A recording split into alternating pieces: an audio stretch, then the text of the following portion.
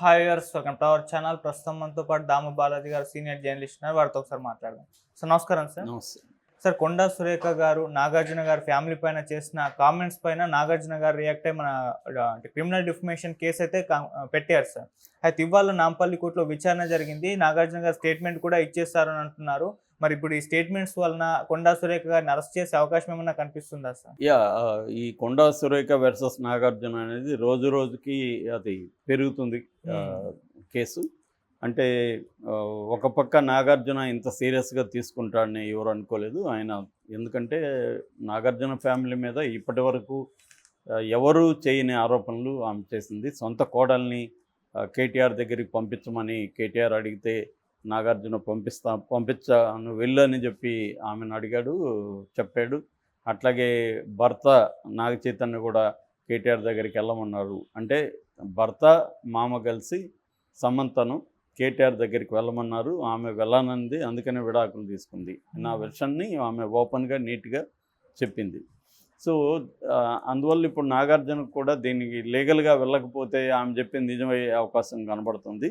So only ఖండించి ఊరుకుంటే కుదరదు అని. రెండోది, ఆల్రెడీ ఫోన్ ట్యాపింగ్ అప్పుడే ఇది వచ్చినప్పుడే నాగార్జున గారిని చర్య తీసుకొని ఉంటే ఇక్కడికి వచ్చి ఉండేది కాదు అనేది కూడా నాగార్జున మీద వాళ్ళ ఫ్యామిలీలో ప్రెజర్ ఉంది. మనం మౌనంగా ఉంటే వాళ్ళు ఇంకా రెచ్చిపోతారు ఎక్కడికైనా. మనం బిగినింగ్లోనే కట్ చేసాం. ఫోన్ ట్యాపింగ్ అప్పుడే వచ్చుంటే దాని మీద విచారణ చేయండి కోర్టులో. నిజంగా ఫోన్ ట్యాపింగ్ వల్లనే మేము విడిపోయినామని చెప్తున్నారు, అది అబద్ధం అని కానీ ఈయన కోర్టుకు వెళ్ళుంటే అప్పుడే అది దాని మీద విచారణ జరిగేది. ఆ ఫోన్ ట్యాపింగ్ ఎవరు బయట పెట్టారు, నిజంగా ఫోన్ ట్యాపింగ్ ఉందా, అదంతా కోర్టు పెట్టమని చెప్పేది. అప్పుడు వాళ్ళు కాంగ్రెస్ ప్రభుత్వం అప్పుడే ఇరుకుని పడేది. వీళ్ళు ఏంటంటే ఎందుకులే అన్నట్టుగా వెళ్ళడం వల్లనే రేవంత్ రెడ్డి కూడా ధైర్యం చేసి ఎన్కన్వెన్షన్ కూల్చాడు. ఎందుకంటే ఏ పెద్దవాళ్ళ ఆస్తులు కూలగొట్టకుండా కేవలం ఎన్కన్వెన్షన్లే కూలగొట్టడం వల్ల ఆంతర్యం ఏంటి? సో క్లియర్గా రేవంత్ రెడ్డి పగబెట్టి నాగార్జున ఫ్యామిలీ మీద చంద్రబాబుకి ఒక చంద్రబాబు కోపాన్ని తన కోపంగా మార్చుకొని నాగార్జున మీద పగ సాధిస్తూ ఉన్నాడు అనేది ఇప్పుడు అందరికీ ఉన్న అభిప్రాయం. అందుకని నాగార్జున కూడా ఇవన్నీ తెలుసు కాబట్టి ఆయనకి పెద్ద సర్కిల్ ఉంది నేషనల్ లెవెల్లో. రాహుల్ గాంధీతో మాట్లాడాలనుకుంటే ఆయన మాట్లాడగలరు. కాబట్టి ఆయన ఇప్పుడు ఇన్ని రోజుల వరకు దాన్ని సీరియస్గా తీసుకోలే. ఓకే వదిలేద్దాము, ఎవరేం మాట్లాడుకుంటే మాట్లాడుకొని అనుకున్నారు. కానీ అది ఈ స్థాయికి వెళ్ళిపోయి ఇంత నీచమైన కామెంట్ చేయడం అనేది మనం కూడా మన వైపు నుంచి కూడా తప్పు ఉంది. మనం రియాక్ట్ అవ్వలేదు బిగినింగ్లో, జస్ట్ ఖండించి ఊరుకున్నాం. అందుకని ఇప్పుడు రియాక్ట్ అవుదామని నాగార్జున కూడా డిసైడ్ అయినట్టు ఉన్నాడు. అందుకని నాంపల్లి కోర్టులోకి వెళ్ళి ఆయన క్రిమినల్ డిఫేమేషన్లో 2 రకాలు ఉంటాయి. ఒకటి క్రిమినల్ డిఫేమేషన్, రెండోది సివిల్ డిఫేమేషన్. మామూలుగా ఇది ఇంతకుముందు ఇప్పుడు బిఎన్ఎస్ వచ్చింది కాబట్టి భారతీయ న్యాయ సంహిత ఐపీసీ చేంజ్ అయిపోయి బిఎన్ఎస్ వచ్చింది. బిఎన్ఎస్ 356 అనమాట యాక్ట్, సెక్షన్ 356 కింద ఈయన డిఫేమేషన్ కేసు వేశాడు. సో డిఫేమేషన్ కేసు వేసి వీళ్ళ తరపున అడ్వకేట్ అశోక్ రెడ్డి కోర్టులో మేజిస్ట్రేట్ ఏంటంటే దీన్ని కాగ్నిజెన్స్ తీసుకొని వాళ్ళకి నోటీసులు పంపించమని అడిగారు. అయితే కోర్టు మేజిస్ట్రేట్ అయితే కాగ్నిజెన్స్ అవసరం లేదు, ముందు స్టేట్మెంట్ రికార్డ్ చేసుకుందాం, ఆయన పిలవండి నాగార్జున్ని, అలాగే వాళ్ళకి సంబంధించిన వాళ్ళని, మేబీ నాగ చైతన్య కూడా వెళ్ళే అవకాశం ఉంది. సో ఈరోజు నాగార్జున స్టేట్మెంట్ ఇచ్చినట్టు తెలుస్తుంది. ఈ స్టేట్మెంట్లో క్లియర్గా ఆమె ఏం చెప్పింది, మేము ఏం హర్ట్ అయ్యాము, ఇవన్నీ కూడా ఆయన వివరిస్తున్నాడు. ఈరోజు స్టేట్మెంట్ తీసుకుంటున్నారు. సో తీసుకున్న తర్వాత ఈమెకి నోటీసులు పంపించే అవకాశం ఉంది. మామూలుగా ఈ స్టేట్మెంట్ని ఇంతకుముందు 164 సిఆర్పిసి స్టేట్మెంట్ అంటారు. అంటే మామూలుగా 161 అయితే పోలీసులు తీసుకుంటారు. 161 సిఆర్పిసి కింద పోలీసులు మనకి కంప్లైనెంట్ ఎవరు ఉంటారో వాళ్ళ దగ్గర, అంటే విక్టిముల దగ్గర స్టేట్మెంట్ రికార్డ్ చేసుకోవడం అనేది జరుగుతుంది.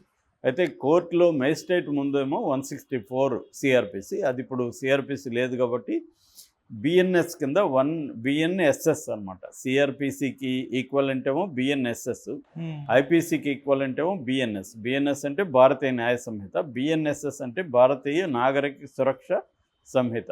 ఓకే. సో ఈ భారతీయ నాగరిక సురక్ష సంహితలో 183 అంటాం. 183 స్టేట్మెంట్ అంటారు ఇక మీదట, 164 కాదు. ఈ 183 స్టేట్మెంటు ఈరోజు తీసుకుంటున్నారు అని చెప్తున్నారు. దీని తర్వాత ఆమెకి నోటీసులు పంపించడం ఉంటుంది. అయితే ఇటువంటి కేసులో అరెస్టు జరగకపోవచ్చు, ఎందుకంటే ఇది కాగ్నిజబుల్ కేసు కాదు, నాన్ కాగ్నిజబుల్ కేసు. మామూలు కాగ్నిజబుల్ అంటే ఏమంటే ఒక సీరియస్ నేరాల్లో పోలీసులే నిర్ణయం తీసుకొని వాళ్ళని అరెస్ట్ చేసేయచ్చు, దాన్ని కాగ్నిజబుల్ కేసులు అంటారు. అంటే 8 years పైన పడే శిక్షలు ఉన్నప్పుడు వాళ్ళే అరెస్టులు చేసే అవకాశం ఉంటుంది, కోర్టు పర్మిషన్ అవసరం లేదు. మనకి చంద్రబాబు అట్లాగే వాళ్ళే అరెస్ట్ చేస్తారు కదా. కానీ నాన్ కాగ్నిజబుల్ కేసులు without the permission of magistrate పోలీసులు అరెస్ట్ చేసే అవకాశం లేదు, మ్యాజిస్ట్రేటు పర్మిషన్ ఇవ్వాలి. సో అందుకని ఈమె నాగార్జున లంగర్ హౌస్ పోలీస్ స్టేషన్లో కేసు పెట్టినా వాళ్ళు ఏ రకంగా కూడా ఆమెకి నోటీసులు ఇవ్వడం కానీ ఏమి చేయలేదు. అందుకని ఈయన కోర్టుకు వెళ్ళాడు. కోర్టు కానీ గైడ్ చేస్తే అప్పుడు పోలీసులు ఈమెను అరెస్ట్ చేసే అవకాశం ఉంది. పైగా ఆమె సిట్టింగ్ మంత్రి కూడా కాబట్టి ఇట్స్ నాట్ దట్ ఈజీ. కాబట్టి ఆమె అరెస్ట్ అయితే కాకపోవచ్చు, బట్ ఆమె దీన్ని అయితే క్రిమినల్ కేసుని ఎదుర్కోవాల్సి ఉంటుంది. అందుకని ఇప్పుడు ఆమె తరపున అడ్వకేట్లు దిగారు, కొంతమంది తీర్మాన మల్లన్న లాంటి వాళ్ళని దింపారు. దిబ్బి వీళ్ళు ఒక బీసీ మహిళా మంత్రిని ఎలా వేధిస్తారా, అది రివర్స్లో నాగార్జున ఈమెను వేధిస్తున్నట్టు కొండ సురేఖ అడ్వకేట్ మాట్లాడిన వీడియో చూశాను. అతను చూస్తుంటే ఏం తెలియని వాళ్ళు అయితే నాగార్జున పాపం ఈమెను వేధిస్తున్నాడేమో అన్నట్టుగా మాట్లాడాడు. ఒక బీసీ మహిళను వేధిస్తున్నాడు నాగార్జున. ఈమెం తప్పు చెప్పలేదంట. ఈమెం చెప్పిందంటే మీడియేషన్ చేయడానికి కేటీఆర్ని కేసీఆర్ని పెట్టుకున్నారంట. ఈ మీడియేషన్ వల్ల వాళ్ళు విడిపోయారంట. అందుకని వాళ్ళు విడిపోవడానికి కారణం కేటీఆర్ మీడియేషన్ అన్నది తప్ప, దాంతో పోయి నువ్వు కేటీఆర్ దగ్గరికి వెళ్ళి మాట్లాడన్నాడంట నాగార్జున. ఎవరిని? సమంతాని. నువ్వు వెళ్ళి ఆయనతో మాట్లాడు అని చెప్పాడంట. అందులో అదే కదా ఆమె చెప్పింది అంటాడు. సరే, మేము వినేవాళ్ళు చూసేవాళ్ళంతా మేమన్నా వాడు చెప్పినట్టుగా చెవుల్లో పూలు ఏమన్నా పెట్టుకున్నామా అనిపిస్తుంది అడ్వకేట్ చెప్పేది చూస్తాం. సో అందువల్ల నాగార్జున వదిలిపెట్టరంట. వీళ్ళు నాగార్జున మీద కేసులు పెడతామని హెచ్చరిస్తున్నారు. ఈ అడ్వకేట్ ఇవన్నీ చెప్తున్నాడు. సో మేబీ అడ్వకేట్ మీద కూడా కేసేస్తారేమో అనిపించింది నాకు. ఎందుకంటే కోర్టు ముందు నిలబడి అతను ఇలాగా వచ్చే అబద్ధాలు చెప్తున్నాడు. ఎందుకంటే ఆమె చెప్పింది ఒకటి, అతను చెప్తున్నది ఒకటి. ఆమె చెప్పింది మీడియేషన్ అని కాదు. ఆమె ఏమి చెప్పింది, కన్వెన్షన్ జోలికి రాకపోతే నీ కోడలు నా దగ్గరికి పంపించని కేటీఆర్ అన్నాడు. దాంతో ఆయన దగ్గర కోడలను పంపించాలని వీళ్ళు అన్నారు. ఇప్పుడు ఏంటంటే పంపించమంటే అర్థం దానికని కాదు కదా అని ఇట్లా మాట్లాడు. సో ఇది మరి కోర్టులో ఈ వాదన ఎంతవరకు నిలబడుతుందో తెలియదు. పంపించడం ఆమె చెప్పిన దాంట్లో క్లియర్గా అయితే పంపించడం అంటే అర్థం ఏమి అంటే సెక్సువల్ ఫేవర్ కోసమే పంపించమని. లేకపోతే మామూలుగా వెళ్ళి మాట్లాడమంటే విడాకులు ఎందుకు తీసుకుంటుందామె? అవును, కేటీఆర్ దగ్గరికి వెళ్ళి మామూలుగా మాట్లాడమంటే విడాకులు ఎందుకు తీసుకుంటుంది? నేనెందుకు మాట్లాడాలి, మీరు ఇల్లు మాట్లాడని అంటుంది. లేదు నువ్వే పోయి మాట్లాడు అన్నాడు అనుకో, ఓకే మాట్లాడతాం, దాని తప్పేముందని మాట్లాడచ్చు. ఆమెకి ఏమి కేటీఆర్ తెలీదా? కేటీఆర్తో కలిసి ఆమె 2-3 ప్రోగ్రాముల్లో కూడా పాల్గొనింది. ఒకప్పుడు ఆమె చేనేత వస్త్రాలకు అంబాసిడర్గా కూడా తెలంగాణ గవర్నమెంట్ పైన పెట్టారు. సో ఆమె మాట్లాడడానికి ఆమెకి ఏమి ఇబ్బంది? మాట్లాడడం వల్ల ఎందుకు విడిపోతారు? సో ఇదంతా ఏంటంటే క్లియర్గా నాగార్జునకి యాంటీగా ఏదో ఒక సెంటిమెంట్, బీసీ సెంటిమెంట్ ఇక్కడ ఉంది కాబట్టి బీసీ సెంటిమెంట్ లేపడం.